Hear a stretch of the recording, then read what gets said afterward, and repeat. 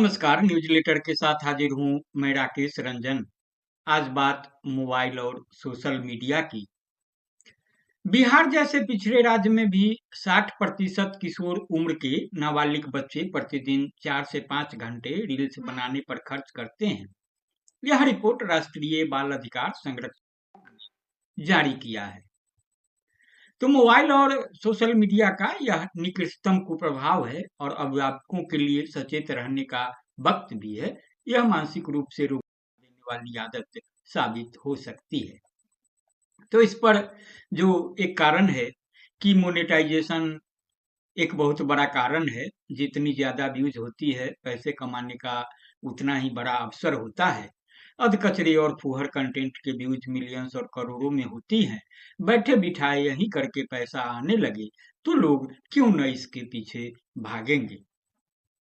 तो बातें बहुतेरे हैं, लेकिन एक खास विश्लेषण के साथ हाजिर हूँ। उसे आप संजीदगी से सुनेंगे, गुनेंगे, तो मुझे उम्मीद है कि आप प्रतिक्रिया देने से खुद को नहीं रोक पाएंगे।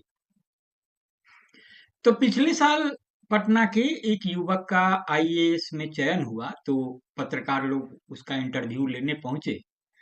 एक ने पूछा, आप मोबाइल पर क्या-क्या देखते हैं? तो जवाब मिला, लगभग सब कुछ, क्योंकि हर चीज आपको कुछ न कुछ सिखाती है। अचंभित पत्रकार ने पूछा, क्या रील्स देखते हैं? युवक ने जवाब दिया, हाँ, रील्स भी देखता हूँ। पत्रकार का अगला प्रश्न था, क्या सीखते हैं रील्स देखकर? जवाब दिलचस्प था, यही कि जीवन में और चाहे जो सब करूं, कभी यह कर्म मैं नहीं करूंगा। चूंकि यह बातचीत के दौरान हल्का फुल्का प्रसंग था, इसलिए अफसर बने उस युवक के इस जवाब को हल्के फुल्के ढंग से ही लेने की जरूरत है, क्योंकि कुछ रील्स वाकई अच्छे, मनोरंजक और सीख देने वाले होते हैं, लेकिन लगभग 95% रील्स फूहड़, फालतू और बनाने वाले के व्यक्तित्व के उछापन को सामने लाने वाले होते हैं। तकनीक के साथ यह घटिया और बेहद फूहड़ उपक्रम है। आज के अखबार में एक रिपोर्ट है, जो मैंने शुरुआत में कही थी कि बिहार जैसे पिछड़े राज्य में भी 60% किशोर उम्र के नाबालिग प्रतिदिन 4 से 5 घंटे रील्स बनाने पर खर्च करते हैं। यह रिपोर्ट राष्ट्रीय बाल अधिकार संरक्षण आयोग ने जारी किया है। तो मोबाइल और सोशल मीडिया का यह निकृष्टतम कुप्रभाव है और अभिभावकों के लिए सचेत होने का वक्त भी है। यह मानसिक रूप से रोगी बना देने वाली आदत साबित हो सकती है। अचानक से मेरे दिमाग में कौंधा कि मेरे दोनों बच्चे अभी नाबालिग ही हैं और उनके पास मोबाइल भी है। 12वीं में पढ़ने वाले के पास सैमसंग का नवीनतम 5G मोबाइल है, सैमसंग का ही टैब है, डेल का लैपटॉप है, घर में जियो का एयर फाइबर का कनेक्शन भी है जो अनवरत असीम देता है। 9वीं क्लास में पढ़ने वाली मेरी बेटी के पास बिना सिम का मोबाइल और बिना सिम का ही एक टैब है। लाड़ दुलार में मैंने यह सब दोनों को दे डाले। प्रायः हर पिता की तरह मेरे भीतर भी अपने बच्चों के प्रति विश्वास का भाव रहा कि ये दुरुपयोग नहीं करेंगे। लेकिन बाल संरक्षण आयोग की आज की रिपोर्ट देखकर मैं चौकन्ना हो गया और भारी चिंतित भी। दिमाग में आने लगा कि क्या मेरे बच्चे भी पृष्ठभूमि में कोई गाना बजाकर फूहड़ डांस करते रील बनाते होंगे? क्या वे भी घटिया हास्य वाले रील्स बनाकर अपने साथियों को भेजते होंगे या उनसे आ रहे रिसीव करते होंगे?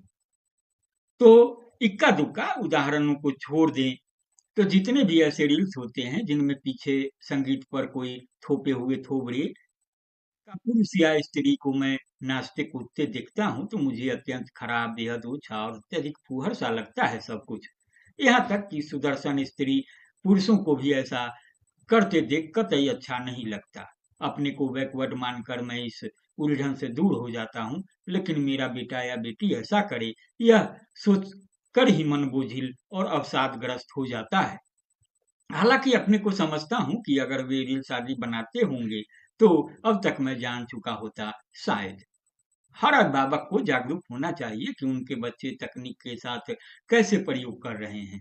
बाल संरक्षण आयोग की रिपोर्ट पढ़ने के बाद मैंने इस मुद्दे पर इंटरनेट पर सर्च करना शुरू किया कि अन्य क्या और कैसी रिपोर्ट्स है।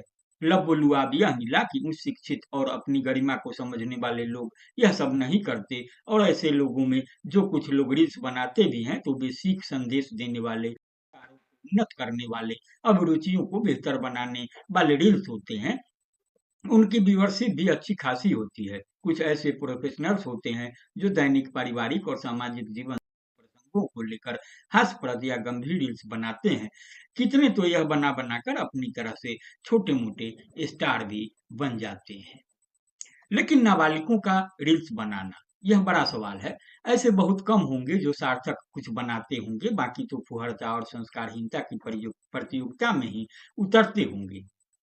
मैं रील्स प्रायः नहीं के बराबर देखता हूँ, लेकिन सोशल मीडिया प्लेटफ़ॉर्म अक्सर अचानक से आपको उस संसार में पटक कर धकेल देते हैं, जहाँ आपकी नज़रों के सामने से रील्स गुज़रते जाते हैं और कुछ मिनटों के बाद अचानक से आप सचेत होते हैं कि यह क्या फालतू टाइम वेस्ट कर रहा हूँ। बिहार जैसे राज्यों की नाबालिगों का 60% यह बहुत ज़्यादा है और उतना ही चिंताजनक।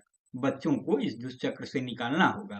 अगर उनके नाबालिग भैया, चाचा, दादी, फूआ आदि कोई गाना बजाकर बेसुरे, बेतुके तरीके से नाचने-मटकने के रील्स बनाने के आदी हैं, बताना होगा कि देखो ये कितने ओछे, कितने फूहड़ लग रहे हैं और घटिया मानसिक स्तर के लोग ही उन पर ऑसम, गर्दा डांस छा गए जैसे कमेंट चस्पा। बच्चे को बताना होगा कि साइंटिस्ट, अफ़सर, डॉक्टर, प्रोफ़ेसर या जीवन में किसी भी ऊँचे मुकाम तक पहुँचने वाले महत्वाकांक्षी ऐसी फूहड़ हरकतों से नहीं गुज़रते। आईएएस, पीसीएस, आईपीएस या बड़े एग्ज़ाम को क्वालीफ़ाई कर चुके युवकों या युवतियों के जलवों को दिखाकर व्यूज़ हासिल करते हैं। गरिमापूर्ण पदों पर पहुँचे उन लोगों ने कभी मोबाइल और स्क्रीन के सामने मटक की फुहड़ता नहीं की होगी। यह बात सिर्फ मटकने की नहीं है। रिपोर्ट बताती है कि रील्स बनाने की आदत जब एक बार सघन होने लगती है, तो व्यूज़ पाने के लिए उल्टी-सीधी हरकतों के नए-नए अन्वेषण करने लगते हैं लोग और फिर तब सीमाएँ टूटने लगती हैं, टूट भी रही है। किशोर वय बच्चों को ऊँचे संस्कार देने और उनके हाथों में तकनीक देने में अधिक विरोधाभास नहीं, बशर्ते कि यह व्यापक, सतर्क और संपृक्त रहें। वैसे भी मुझे लगता है कि उन 60% नाबालिगों में से अधिकतर का सोशल बैकग्राउंड अधिक बेहतर नहीं होगा। हालाँकि संभव है ऐसा सोचना मेरा पूर्वाग्रह भी हो, लेकिन इतना तो मानना ही चाहिए कि ऊँचे संस्कारों का बैकग्राउंड भी कोई चीज़ है। इस बैकग्राउंड को अगली पीढ़ी को हस्तांतरित करने की ज़िम्मेदारी बहुत महत्वपूर्ण है। खतरों को पहचानने की ज़रूरत है। उसमें भी अब तो एआई का ज़माना आ रहा है, जो न जाने कितने और कैसे सितम ढाने वाला होगा। तो आपको बता दें कि यह विश्लेषण है हेमंत कुमार झा का। हेमंत कुमार झा पाटलिपुत्रा यूनिवर्सिटी में एसोसिएट प्रोफेसर हैं और मौजूद विषय पर विश्लेषण के साथ अपने विचारों के साथ रूबरू होते हैं, तो मैं उनके विश्लेषण के साथ आपके समक्ष हाजिर हूँ। आप इसे संजीदगी सुनेंगे और प्रतिक्रिया से ज़रूर अवगत कराएँगे। हाँ, आपने अगर अब तक न्यूज़लेटर विद राकेश रंजन को सब्सक्राइब नहीं किया है, तो सब्सक्राइब भी करेंगे। आपको बता दें कि मेरा मूल मंत्र है, सरोकारों से बाखबर रहिए, आपको रखे बाखबर। बेखबरी अच्छी नहीं, बेखबरी उन सवालों से जिनसे आपका वास्ता हो, जुड़ाव हो। तो बाखबर रहिए। नमस्कार।